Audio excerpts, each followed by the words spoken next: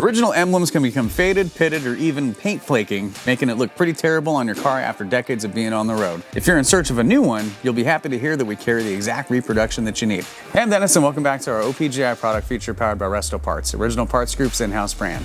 Today we're going to be looking at our 1969-70 El Camino Tailgate Bowtie emblems. This product has been officially licensed by General Motors. The GM Restoration Parts emblem represents the most authentic and accurate parts for your restoration available in the industry. Our emblems are carefully manufactured from die-cast zinc. We use case-hardened steel tooling to ensure the quality and authenticity of every part. Emblems feature the correct bumpy grain on the inner portion of the emblem, along with the chrome trims where available. We also feature intricately detailed factory-correct enamel paint, just like the originals. In addition, they come with the correctly located mounting studs for installation. It'll be ready to install right out of the box. Thanks for watching, and don't forget to subscribe for more product features and updates. For more information on these and other great products, please visit us at opgi.com. Call us today or use our fast, convenient website.